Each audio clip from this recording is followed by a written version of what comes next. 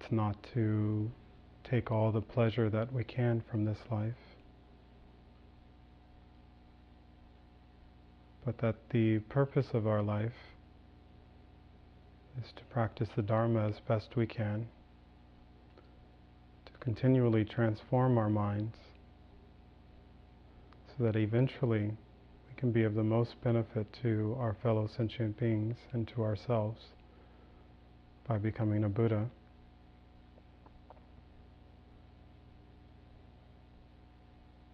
And also reflecting on the fact that these lives are so brief. And so it's important that we practice the Dharma continuously, as purely as possible.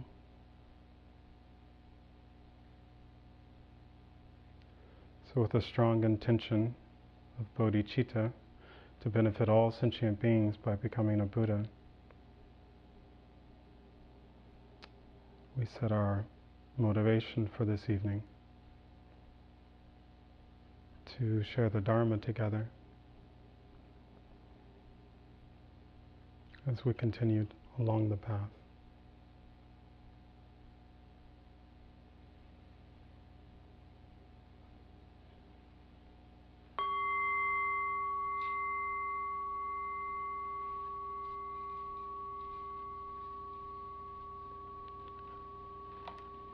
So good evening.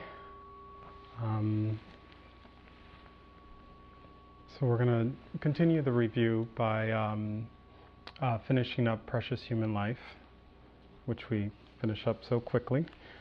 And then we'll touch on death and impermanence.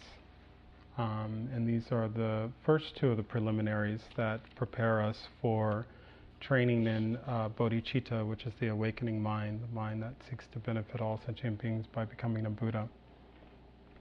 And I was thinking earlier that everything we do everything that we do that's worthwhile typically takes a considerable amount of time. And I was thinking about this, I believe it was yesterday or today. I was looking at, we have a friend visiting who's volunteering their services to the Abbey with some carpentry work, and he's doing some beautiful woodwork, and I was looking at it and talking with him yesterday, and I was just saying how amazed I was that he was able to do this or something like that, and he says all it is practice. And then I was talking with someone about it today and thinking to myself, well, that's not a practice that I intend to partake in or spend any large amount of time on, but it is one that I respect. And so I think it's the same way with the Dharma, that it is a very beneficial practice. It's one that has a beautiful result, but only if we practice it, and only if we set that strong, courageous commitment to practice it as purely as possible. So beginning the review, the first section in the text is contemplation of the rarity of such a human life according to the difficulty of creating the causes. So there are two sections remaining. One is looking at it from the cause side, and the other is looking at it from the result side. And when we look at what are the causes of a perfect human life in the Lam Rim, we find that the first cause is ethical conduct. The second cause is the other 5 of the far-reaching attitudes. And the third cause is the making sincere dedication prayers. So if we take a look at these individually, if we look at ethical conduct, the natural question comes up is, how easy is it to practice ethical conduct? How easy is it to be ethical? How many people in our lives are actually ethical? How many people avoid doing the 10 non-virtuous actions and practice doing the 10 virtuous actions? So if we look at them individually, how many people avoid killing in their lives? And for me, personally, I define killing as living a vegetarian lifestyle, but that's my own definition of it. The strict definition is a little bit narrower. And when I look at my own life, at how well have I lived, my definition of not killing, haven't done such a great job because I really have enjoyed eating meat. So that's a non-virtuous action that I've done repeatedly in my lifetime. But then if we look at the other ones, how easy is it to avoid sexual misconduct?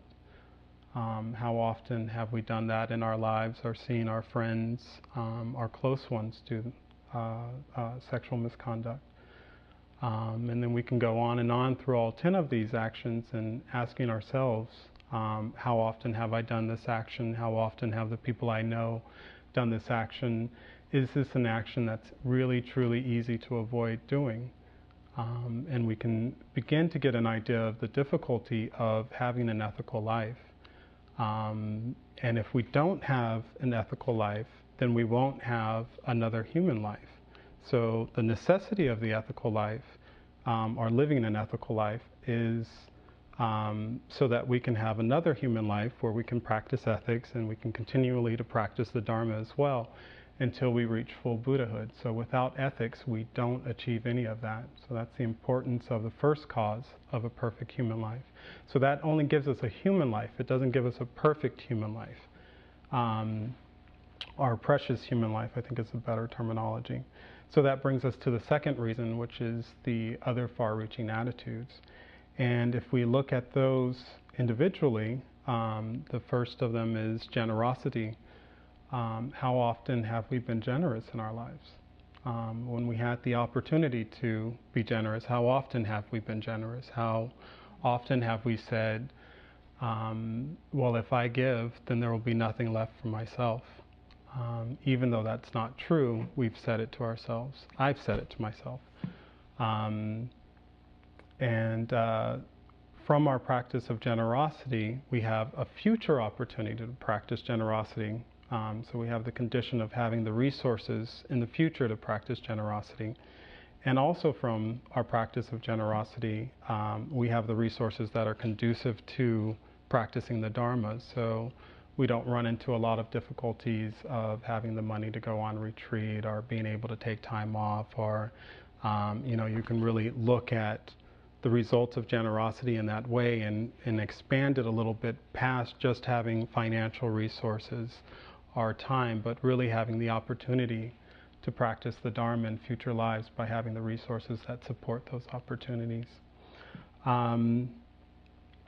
Then we have fortitude and patience, which also gives us the cooperative condition of a pleasing appearance. And I've always taken issue with a pleasing appearance. I've always thought that that was kind of a vain aspect of a precious human life, and why would I need to have a pleasant appearance? And then I was reading and saw, I think it's Geshe Tekchok in his book, Transforming Adversity into Joy and Courage, talks about charisma and having a pleasant feeling. When people are around you, they have a pleasant feeling. So it's not just how we look and the vanity of how we look, but it's that people feel pleasant when they're around us. And we can see that if we practice patience in this life, we're not quick to anger, and people enjoy being in our company because they know that they're not going to be harmed by our anger very frequently, if at all. But in future lives, it gives us a cooperative condition of being appealing to be around, in whatever way you want to look at that. And then the third of the five far-reaching practices is joyous effort, which gives us the tenacity to stick with the practice in the future. And I personally can look at my challenges with sticking with my Dharma practice and can see where I need to generate in this life as much joyous effort as possible and really rejoice at what I am able to do, both with all of my other of the 6 perfections, with my generosity, with my ethical conduct, with my concentration, so on and so forth.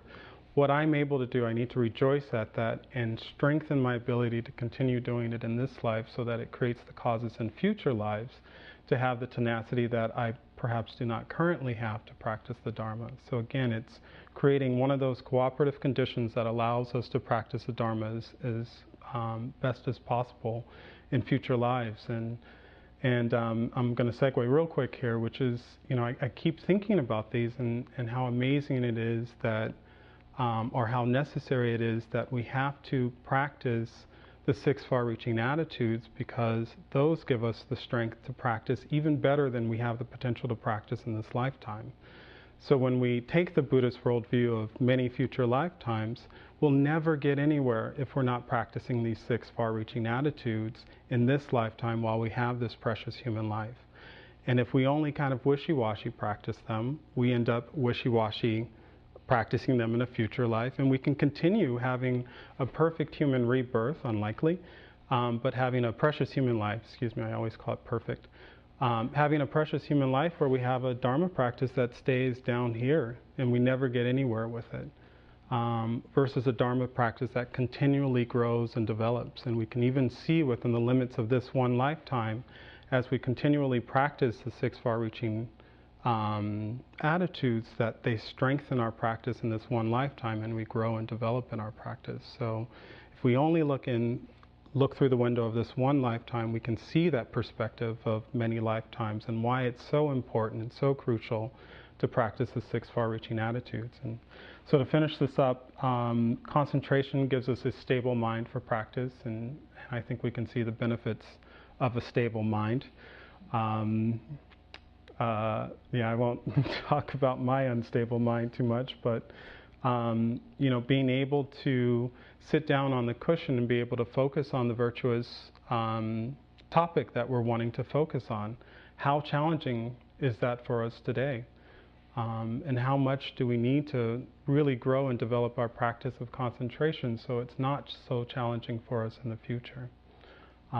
So again, you can see the preciousness of practicing the 6 far-reaching attitudes. And then the last of the 6, aside from ethical conduct, is wisdom, which gives us the ability, according to the Lam Rim, to discern and recognize the teachings in a future life. And again, we can quickly see the benefit of wanting to be able to, in a future life, discern the teachings, and not just discern the teachings and recognize them for what they are as something that's valuable, but to discern them earlier in life than we did in this life, is kind of one of the aspirations that I think about when I think about the practice of wisdom, is how do I recognize the teachings and the teachers sooner in my future lives, when I do have a perfect human rebirth, and make that strong aspiration for that, so that I can practice the Dharma for an even longer period of time each subsequent life, so that the foundation that I'm building is continually growing and continually being strengthened by my previous practice. So then the third cause for a precious human life is sincere dedication prayers. It doesn't, I don't think Venerable Abbas touched on this, but I think really making our sincere dedication prayers is what gives us the remaining of the 18 aspects of a perfect human life, the freedoms and fortunes. And I was thinking about this, that it's really important for me to study what those 18 are, so that I can make aspiration prayers for each one of them. Because it's not just enough to practice ethical conduct, because that only gives us a human life. And that human life can be spent doing anything. And it can be wasted away doing anything. I was thinking of the bumper stickers that say things like, "I'd rather be fishing," and how nice it would be if we had a sticker that said, "I'd rather be practicing the Dharma." So, making that sincere dedication prayer to spend our time practicing the Dharma through each of those 18, may I meet a Mahayana teacher in the future, because it's through a Mahayana teacher that we learn the practice of bodhicitta in the first place. And if we don't encounter the practice of bodhicitta, then we can't, according to the Mahayana tradition, reach full enlightenment. So making that aspiration repeatedly and with a strong and passionate heart for it is crucial, is what I was thinking about, and thinking about dedication prayers. So it's not, in my opinion, although Venerable didn't say this, it's not just making the prayer that we make at the end of our Dharma activities. I could go on a tangent on the fact that I just said Dharma activities, but it's not just making the sincere dedication that we make at the end, "May I become a Buddha for the benefit of all sentient beings," It's going beyond that and getting very specific. May I meet a Mahayana teacher? May I meet that teacher early in life? May I have a precious human life with the 18 freedoms and fortune? And here is each one of them. And I aspire to have each and every single one of them, because without one of them, our practice is faltering in our future lives. So the importance of having all 18 is crucial, and we have to make the dedication prayers for all 18 so that we can continue to strengthen our practice.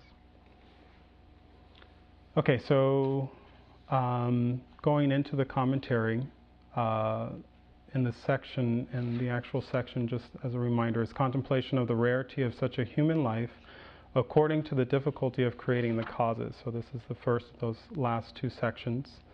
And our author Nam Kapel begins by citing the 400 verses which says, when the majority of human beings are involved in unholy activities, the majority of beings will certainly go to bad rebirths. So when I started thinking about this verse, I was thinking about what Venerable always says, and I think His Holiness says it too. If you look at how many human beings are on this planet, and then you look at how many beings are in the animal realm on this one planet, which is greater? The animal realm, far greater. I don't even know how we can number the animal realm in comparison to the human realm, but it's far greater that there are beings in the animal realms. So when we think about the majority of the human beings, let alone the animals on this planet, the two realms that we have direct experience with, the majority of the human beings and all of the animal realm are not involved in holy activities, not involved in Dharma activities that lead to a perfect human, a precious human rebirth. How difficult is it then to create the causes for a perfect human rebirth? The majority of human beings in all of the animal realm are not creating the causes right now. And if we even look in our own lives, how many people are listening to Dharma teachings tonight? How many people know the Dharma? How many people practice what they know? How many people within the human realm are actually creating the causes for the results that they want to experience in the future? So I think it's a really powerful verse. And then this is Arya Deva, 400 verses. Nam Kapel then says, even beings with high status are continually engaged in unwholesome activities, and rarely do they resolve to avoid them in the future. Thus many of them go to bad rebirths and find it very hard to obtain a birth with high status.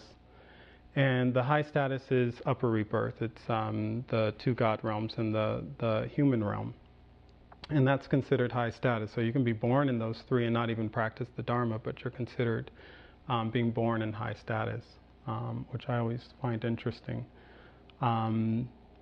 But being born in those places where we have the opportunity to live an ethical life, where we have the opportunity to practice the other 5 far-reaching attitudes, where we have the opportunity to make sincere dedication prayers, where we have access to the Buddha's teachings that allow us to know how to do this, and we have access to the teachers and the Sangha that help us to do this, still we engage in unwholesome activities. Or I'll say, I engage in unwholesome activities. Maybe I'm the only one. And maybe Arya Deva is wrong. The majority of beings are actually doing all right. So as a result, many of us go to bad rebirths in the future. So then Nam Kapel cites the Guide to a Bodhisattva's Way of Life, which was written by Shantideva. If my behavior is like this, I shall not win a human body again. So really hammering home that point that if I continue this way, I'm not going to have the result that is necessary for me to get myself out of suffering.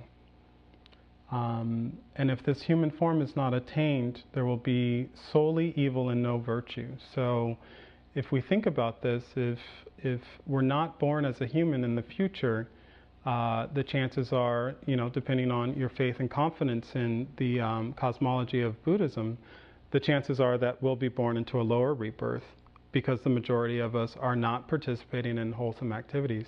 So the lower rebirths are the animal realms, where all they do is really just try to survive as best as they can, and they do that through two ways. They do it through trying to find the shelter and the sustenance that they need to survive. And then I think I was thinking of this, that instinctually they try to survive by procreating, by the survival of their species. So that's really all the animal realm is up to.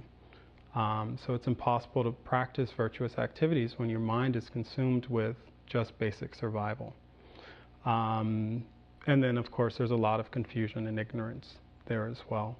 Then when you look at the Hungry Ghost realm, there's so much craving and desire there that they're consumed by that craving, by that attachment, by that unmet desire, that they don't have time to practice the Dharma. It would be extraordinarily rare, if not impossible, for them to practice the Dharma in the midst of all that attachment. And when I think about the Hungry Ghost realm, I'll segue here, I think about this experiment that Dan Ariely did that looked at, without going into specifics, that looked at how our minds operate when we're in a hot state, when we're really feeling passionate about something, versus in a cool state when we have a calm mind. And he found this correlation that when we're in this hot state, we're far more likely to do things that are against our ethical fabric. And when we're in a cool state, we're far more likely to make a more reasonable decision. And so the hungry ghosts are in a constant hot state, in the sense that they're constantly, passionately driven by this hunger and this desire to satiate that hunger and desire. So how would they be able to make an ethical, create an ethical life that will lead to a perfect human rebirth? And then if we look in the hell realms, there's something in the Lam Rim that I'll try not to think about too deeply, because it touches my heart, to think about the fact that the hell realm beings suffer all day long, essentially, and so they don't have time to practice because they're in the midst of their suffering. And the piece that really kind of grabs me is that they don't know why they're suffering. That there's this confusion as to why is this happening to me. So they're so caught up in both suffering and asking the question, why is this happening to me, that they don't have time to practice the Dharma. So you can see in those lower rebirths why it's so difficult to practice the Dharma, because you're experiencing this tremendous amount of emotion, and driven by that emotion to just survive in the best way that you can.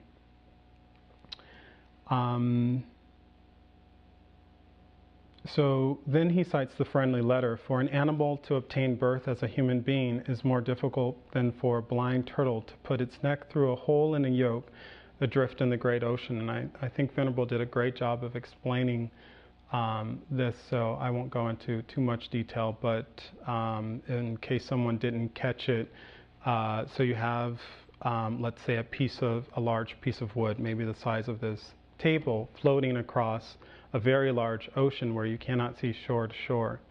And there's a sea turtle that comes up for air once every 100 years. I'm going to screw this up. And he's blind. And I should let everyone else tell the story. And so how many times does he come up for air and actually poke his head through the hole in this piece of wood that's floating across the ocean? And some of the symbology is the fact that he's blind and can't find the piece of wood is like the ignorance that we experience in samsara. And then the fact that he goes back down and back up is the cycle of samsara, the cycle of our existence here, is we go from upper rebirth to lower rebirth, from upper rebirth to lower rebirth, trying to find a perfect human life. So he'll come up and he'll have a human life, because he'll have created the ethical conduct necessary to have a human life. if I understand this correctly. But then he goes back down to the hell realms. So the rarity of him actually poking his head through this hole in this piece of driftwood is symbolic of the rarity of us actually being able to accomplish a perfect human life, where we've created those three causes, which are the 6 far-reaching attitudes are the first 2, and then sincere dedication prayer. So it really just sort of hits home that the rarity of actually being able to accomplish that. So continuing with the commentary, make your life meaningful, O King, by practicing the holy teachings. Even more stupid than one who vomits into a bejeweled golden vessel is the one who, born as a human being, indulges in unwholesome deeds. I was thinking about vomiting, and I was remembering my party days, and I remember we used to go out dancing a lot, and I had a friend who, we went out like 2 or 3 times a week when I was in school, and I had a friend who every single time we went out got far too inebriated and threw up. And there was one time where the friend threw up in my friend's brand new car. And so not only is there the unpleasant experience of driving home with this smell, but there's the reality that, through so much ignorance, this person has pretty much disregarded the kindness of being given a ride, one, and the value of this person's vehicle. And that's kind of how I see this, that when we vomit in a bejeweled vessel, which I can't imagine why you would do, but then, why would you not take advantage of this precious human life? I mean, that's hard to imagine too, although I find myself having challenges in that area. So it's that level of stupidity that we operate at when we indulge in unwholesome acts, when we have this very brief, precious human life, and no guarantee that we'll have that opportunity again. So that brand new car will never be brand new, and it'll never smell the same, because that scent will always be there, subtly, and it was every time we got into it. And we teased the person to no end. But so now I have to purify that now that I remember. So you can see, again, through this example, just, Anyway, maybe I shouldn't have shared that story. Contemplation of the rarity of finding such a human life according to the difficulty of obtaining the result. So we've gone from looking at it from the cause side to now looking at it from the result side. And the commentary says here, in general, the beings in the 3 bad rebirths are many, but those with high status are few. Among those with high status in particular, it is rare to find those who are free from the 8 states without leisure.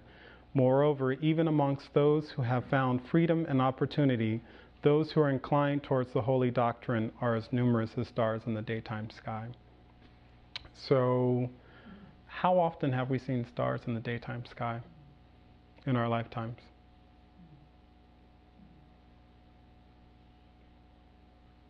Maybe once. I think I saw Venus during the day a few times. But stars during the daytime sky is extraordinarily rare. So again, this metaphor is just another way for us to see the rarity of this precious human life, the result of this precious human life. And what does it mean to be inclined towards the Dharma? This is a question I was actually asking myself earlier today. What does it mean to be inclined towards the Dharma?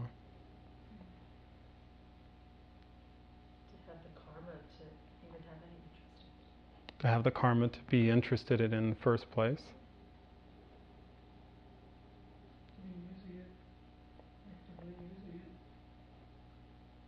To take the meaning of this precious human life and to actively use it.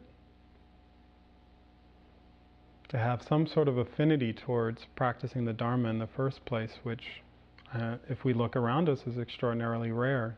And I think, remove the Dharma from the picture and just look at to practice a spiritual life or an ethical life, how rare that is to find someone that's really inclined towards, I want to live the best way I can. I want to really not harm beings, not harm my fellow human beings, I really want to avoid, I really want to practice the practices of generosity and kindness and loving compassion. You know, how rare it is to find that individual that you can be around that's really living that life, even without the Dharma. And then when we actually look at those of us that are practicing the Dharma, you know, how many of us are really inclined to practicing the Dharma purely. And this is the mirror that I hold up to myself when I'm looking at myself through the mirror of the Dharma, is how really inclined am I to practicing the Dharma, and how much am I just wanting to do Dharma light, which is Alex Berzin's way of saying, you know, just making this samsara, just tweaking this samsara just enough to where it's not unpleasurable and it's not too much suffering. So being inclined to the Dharma is something I'm still thinking about and trying to understand, and really trying to cultivate an inclination towards the Dharma, and going even farther than an inclination towards the Dharma into the arena of really being passionate about the Dharma, and wanting to make the Dharma the center of my life. So then the commentary says, appreciating that the precious state of leisure and opportunity that we have found on this occasion is very meaningful and difficult to find, we must find the ways and means to generate the wish to extract its essence. And the essence of this precious human life is to work with our minds and continually transform our minds and practice the Dharma of transforming our minds. And it begins, Venerable was saying in one of the teachings on this, that it begins with abandoning the 8 worldly concerns. And again, the question arises, how easy is it to abandon the 8 worldly concerns, which, you know, they're all about wanting to have and not wanting to have. But the first of the 4 pairs is wealth and possessions, wanting to have wealth and possessions, not wanting to be separated from our wealth and possessions. How easy is it to abandon our attachment to our wealth and our possessions, and our aversion to being without them? How easy is it to abandon our need for, our attachment for, our passionate grasping at approval and praise, and wanting to avoid being blamed for things? I mean, I hate being blamed for things. How easy is it to really release our attachment to a good reputation? How easy is it to release our attachment to sense pleasures, which I think is huge. Sense pleasures alone, I mean, you get rid of the other 3. Sense pleasures could occupy our entire life without the other 3 even being present. So I see that one as a really powerful one. And then I was also thinking of extracting this essence, and I was thinking about practicing the Dharma, and I was thinking, well, do we have to go on retreat to practice the Dharma? Do we ever have to do a retreat in our lives to practice the Dharma? No, but a lot of times people don't understand the Dharma without going on retreat. For me, I've understood it far deeper. Mm-hmm. So you've understood it by going on retreat and having that concentrated time. So I was thinking about this and thinking all those activities that we call Dharma activities aren't actually necessary to practice the Dharma, but they're extraordinarily beneficial to practicing the Dharma. And to actually see that value and choose to do those things becomes really important, and an aspect of abandoning the 8 worldly concerns is to do those activities that we call Dharma activities, or that we say are so important, and somehow separate from the way that we live our lives on a day-to-day basis, but actually feed into our ability to abandon the 8 worldly concerns. So not seeing them as necessary in the sense of I can't practice the Dharma all day long while I'm at work. I have to wait until I'm on retreat to practice the Dharma, versus I'm going to practice the Dharma all day at work, and then I'm looking forward to taking some time away from work where I can actually go on retreat and practice the Dharma even deeper and in a more beneficial way, so that I can abandon these 8 worldly concerns and begin to transform my mind. Okay, so the commentary. In a broad sense, extracting the essence means to practice the holy doctrine, which is the Dharma. This is because we want happiness and dislike suffering. And Venerable really, I think, hammered home this point, and that we're not practicing the Dharma because we want to please our teacher. We're not practicing the Dharma because we want a good reputation. We're not practicing the Dharma just to make this life a little bit better. We really are practicing the Dharma with the motivation, the innate motivation that we all share in common with one another in all of the realms of not wanting suffering and wanting happiness. So that's our motivation for practicing the Dharma. That's the reason that we take the essence of this perfect human life and choose to use that essence to practice the Dharma, or call that essence practicing the Dharma. I better speed up. If any doubt arises about our ability to practice the Dharma, reflect on such external conditions as the presence of the spiritual friends of the great vehicle and the opportunities for meeting them, and the internal conditions of possessing this free and fortunate body as a basis. So we can see that we are being reminded to recognize and rejoice at the opportunities that we do have in this lifetime, and to make those sincere dedication prayers to have these opportunities again in the future. If you think of putting off your practice for some months or years, this is also mistaken, because although death is assured, its time is uncertain. So there's a little foreshadowing of the next topic, which is death and impermanence, happening with precious human life, primarily because the two are so beautifully linked together. And when we have a strong understanding of both precious human life and death and impermanence, we have this strong drive and passion and appreciation to practice the Dharma. If we're meditating on those two repeatedly, that actually naturally just sort of happens out of that cultivation and that familiarization.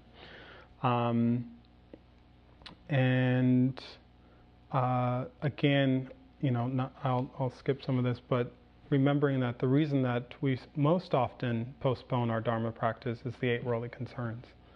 And if you look at some of the reasons, we all live in a Dharma environment, but when we were going to Dharma centers, if we look at some of the reasons why we chose not to go to a teaching on a specific night, you'll see the 8 worldly concerns. If you look at why we don't get to our cushion each morning, you'll find the 8 worldly concerns. And so it's important to abandon the 8 worldly concerns because they get in the way of our Dharma practice. They cause us to postpone our Dharma practice.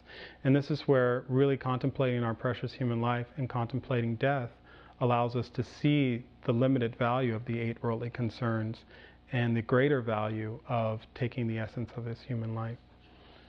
So among the ways of taking the essence, familiarizing yourself with the awakening mind is the principal and most excellent practice. And to do that, you should engage in the preliminaries for training in the awakening mind. And so what are the preliminaries? Precious human life. Death and impermanence. Karma and its effects. And disadvantages of cyclic existence, my favorite. So that concludes the first preliminary, which is precious human life. And so now we'll move into the next preliminary, which is death and impermanence. And the title of this section is How to Think About the Brevity of This Life, how brief it is. And I think the importance of thinking about this is that it clarifies that perfect human life. It clarifies that it's brief, that it's short, that we don't know when it's going to end.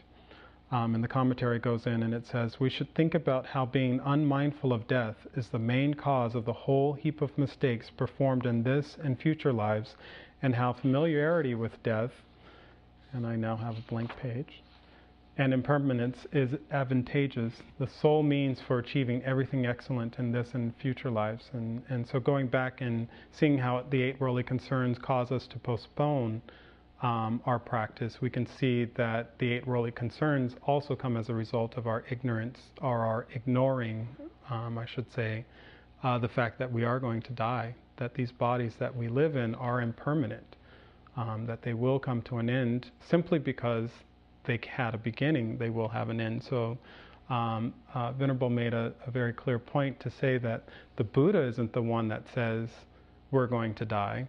And the Buddha doesn't say that we're going to be reborn. The Buddha just observed that this fact is true.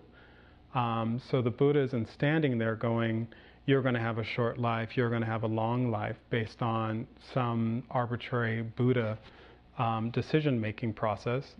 The Buddha is just observing the fact that we simply are born means that we are going to die. And if we look at why we're born, we can see why we die. And the reason why we're born is because of the karma and the delusions.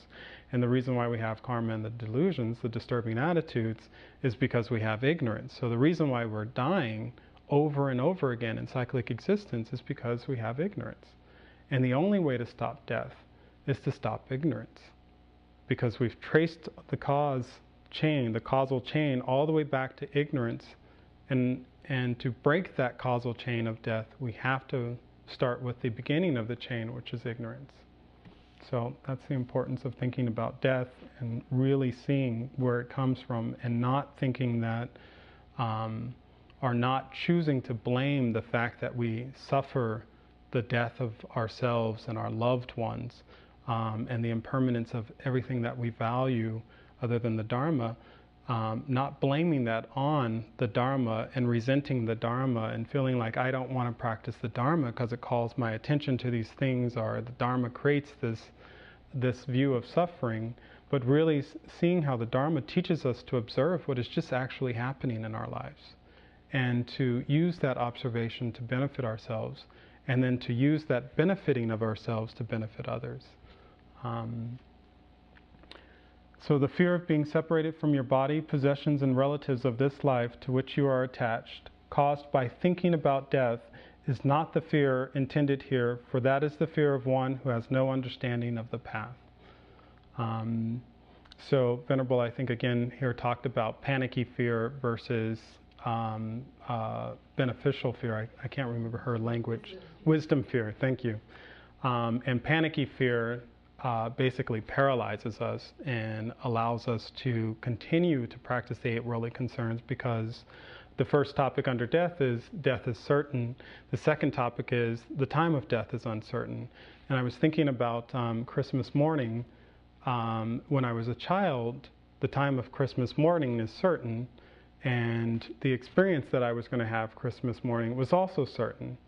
And how things like this in our childhood and in our previous lives create this habituation to, I want to find things that are certainly going to happen, and they're going to be certainly pleasurable, and I certainly know when they're going to happen. So I can anticipate them and have the pleasure of the excitement of anticipating them. Venerable Jigme and I were talking about adrenaline and living a life of living in that moment of adrenaline, and I think that's what we do with our sense pleasures especially, and with the other 8 worldly concerns, is that those things are certain in our minds. They're truly not, but those things are certain. I can make them happen. I have control over them. So there's some certainty around them. Then they're also certain because I know that I'm going to get assumed amount of pleasure, which is truly, actually, if we looked at it closely, not certain, but we feel like it's certain because it's familiar. So I am certainly going to experience the familiarity that I experience when I eat a bag of chips, which Venerable teases me about. So when I certainly want to feel pleasure, I certainly go and get a bag of chips, and I certainly experience the pleasure that I think I'm expecting to experience. It never measures up if I look at it close enough, but I think I'm going to experience it. So what I was thinking, and maybe this is true and maybe it's not, but one of our attractions to the 8 worldly concerns is because death is uncertain. Death is certain, but the time of death is uncertain. So we have this experience looming out in front of us that we know is going to happen. We don't know when, and it creates this fear, this panicky fear, when we think about it. So we avoid thinking about it, number one, and that leads us to performing all of these actions out of that ignorance. And then number 2, we avoid really embracing that experience because we're busy chasing down experiences that are its opposite, in a manner of speaking. So yes, they have the same certainty, but they also have this different certainty, this different quality, which is the known. So that's just kind of my meandering thoughts about how those two first factors of death are really fascinating to me, and how the eight worldly concerns are kind of the opposite of that from a mind standpoint, from a self-centered mind standpoint. So what is this about? Everything that is born from a union of parents due to the forces of action and disturbing emotions is bound to die. And although you may fear it, it cannot be avoided. So no matter how much we fear it, there's nothing we can do to prevent death other than to become enlightened, other than to eliminate our ignorance.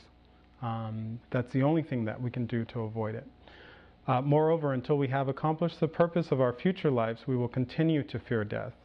If you think about that and realize it at the time of death, you will have no fear. So if we are accomplishing our future lives, and how do we accomplish our future lives? Ethical conduct, those three causes of a perfect human life, those are what we're doing in this life in order to accomplish how do they word it?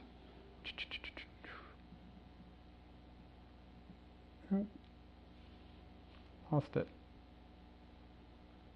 Okay, anyway. So that's how we accomplish the goal of our future lives, is by, one, creating a future perfect human rebirth, and then doing those practices that become the foundation that make it easier for the me in the future to practice the Dharma.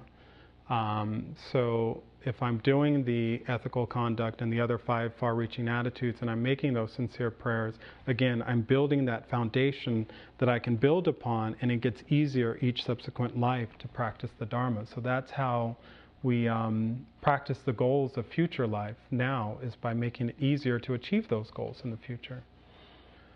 The actual ways to think about death are to reflect on the inevitability of death, the uncertainty of the time of death, and only the doctrine can help at the time of death. So what are the faults of not understanding these 3 topics? So the first topic is death is certain. What is the fault? We won't practice.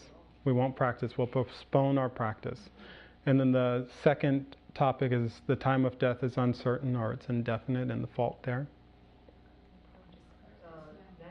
Yeah, we'll postpone it. Sorry, that's the second one. We'll practice later. So if I think that my life is not going to end anytime soon, I've got another, I'm 35 this year, I've got another, according to the average, 45 years to practice. So I can postpone my practice to 10 years from now, 20 years from now. I'll be fine. So the third point is nothing helps at the time of death but our Dharma practice. And what's the fault of not understanding that? We won't practice purely. Yeah, we'll touch on that. Okay, so the inevitability of death. Death is certain to come because no one who has a body can avoid dying. In the special verses collected by topic, it says, if Buddhas, solitary realizers, and hearers have all abandoned their bodies, what can be said about ordinary beings? And when we look at it, we had a Buddha appear in our world era 2,000 to 2,500 years ago, somewhere in there. And that Buddha had a body, and that Buddha had to leave that body behind. So the Buddha manifested, depending on which tradition you're looking at, the Buddha had to die, essentially. So if the Buddha has to die, if the Buddha born in a body has to die, and solitary realizers, people who are highly accomplished, have to die, what makes us think that we won't be one who has to die, is the point being made there. And in whatever land you may live, you can never avoid death. The same text says, wherever you live, you are not immune to death, neither on earth or in any direction, nor in space, nor with the ocean, nor if you were to hide amidst the mountain. Even taking rebirth does not avert death.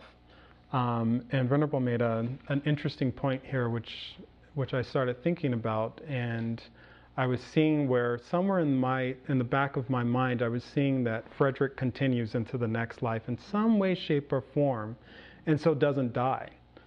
And so that there's this subtle ignorance of the fact that actually this identity, this being sitting before you with these aggregates, it's not just this body that perishes, but this whole identity perishes with it. So I'm not escaping death by having a future rebirth, is the point being made here.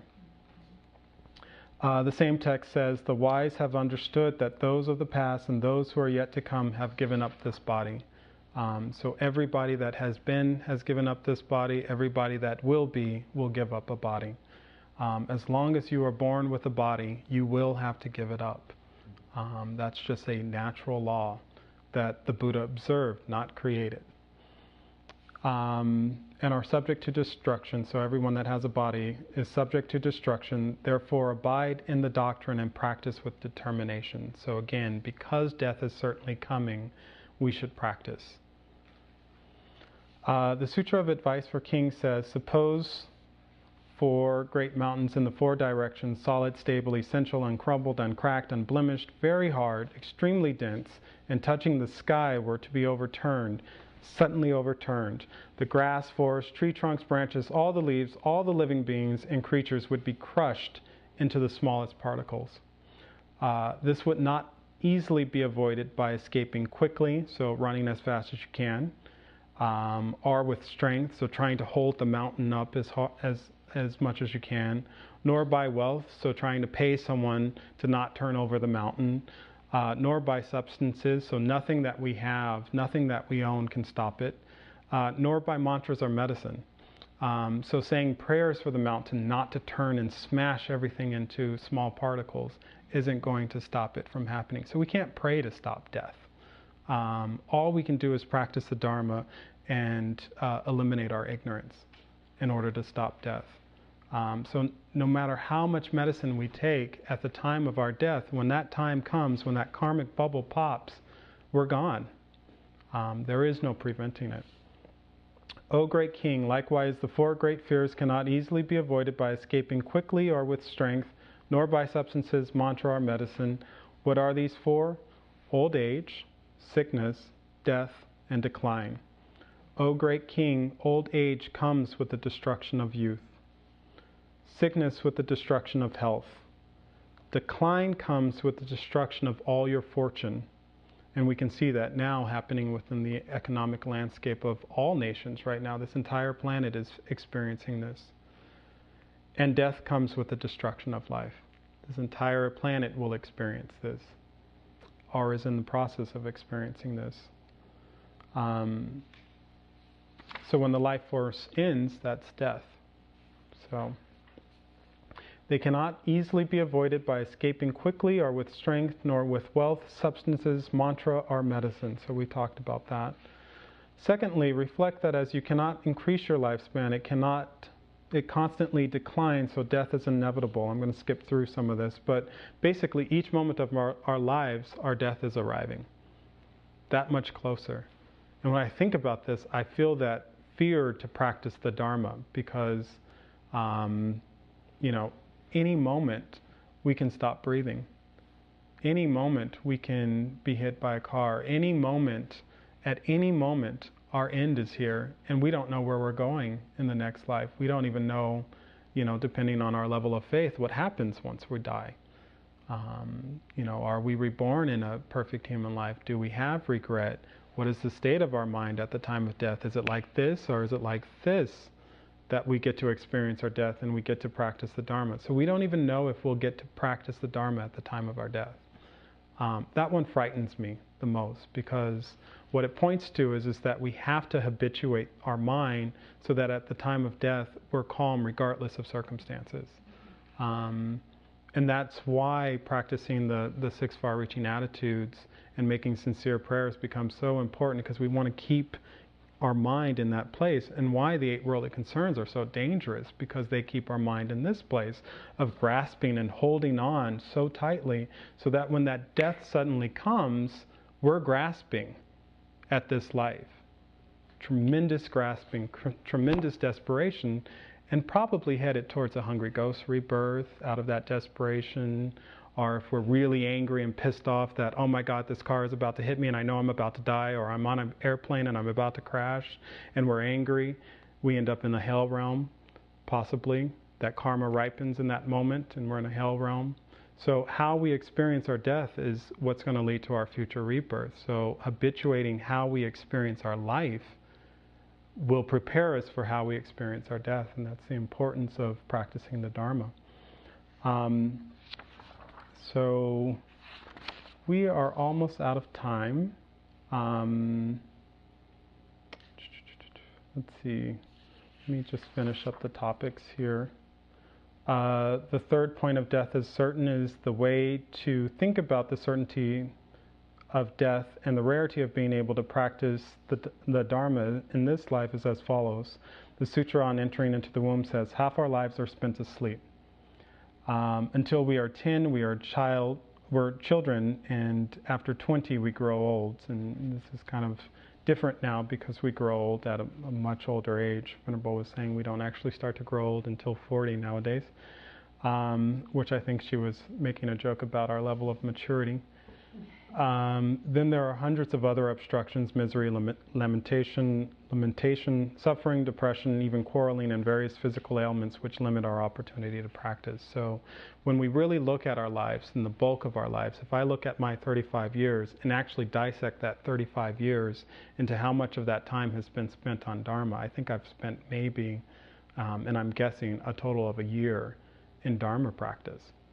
Actually, it would be less than that because I only met the Dharma a few years ago.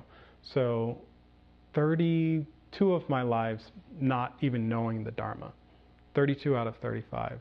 So if I doubled that and said I lived to 70, 62 out of 70 of my years, 64 out of 70 of my years would be doing some other activity other than practicing the Dharma. But even if we've had a long exposure to the Dharma, we still can look and see how much time we spend sleeping, and some of us more than we should. I know I love my sleep and I don't like to get out of bed. But the thought that today might be the last day kind of pushes me out, even though I click the alarm a couple of times. The thought that this might be my last chance to practice the Dharma pushes me out of bed. But really looking at our lives, and this is something that we can take away and think about, is how much of our lives do we actually practice the Dharma? And then asking ourselves how much of our lives would we like to practice the Dharma? And then setting a very sincere goal to do that and to work our way to that, and to be really compassionate with ourselves at the level of capacity that we have now to practice the Dharma, but also really working hard and diligently to increase that capacity. Because unless we use that capacity to its fullest, we don't ever increase it. It's kind of like until you really start to tear at a muscle, you don't ever increase your muscle mass. So until you really courageously push up against the tension of your capacity, will you grow it. And it's 7 o'clock, so I think we should probably stop there. Do we have any thoughts or questions that people want to add? Maybe we could take a couple of minutes for that. I think a lot of us have talked about this at the Abbey and other places, but just how really difficult it is to move past the obscuration that I'm not going to die, even though I watch people die. My parents are dead, many friends are dead. I still have this bizarre sense of not, it's not going to happen at all or anytime soon. Or if I let it in, it's just kind of an idea, but it doesn't have any much feel to it. Mm-hmm. So just that difficulty is so interesting as you study it. It's got to be an obscuration because it's just mind-boggling to go around like that. Mm-hmm.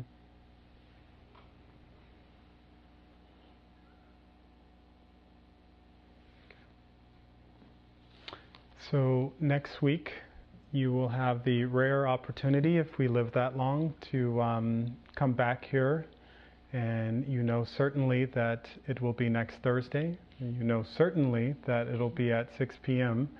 And I will tell you so that you know certainly that our newly ordained Venerable Jigme will be the person doing the review next week, and that you will certainly enjoy yourself. So please come back and practice the Dharma with us again next week. And if that's not possible, please definitely go to our YouTube site and check out the daily motivations. While Venerable is gone, all of the monastics here at the Abbey are giving daily motivations, and they've been excellent. So please also check those out.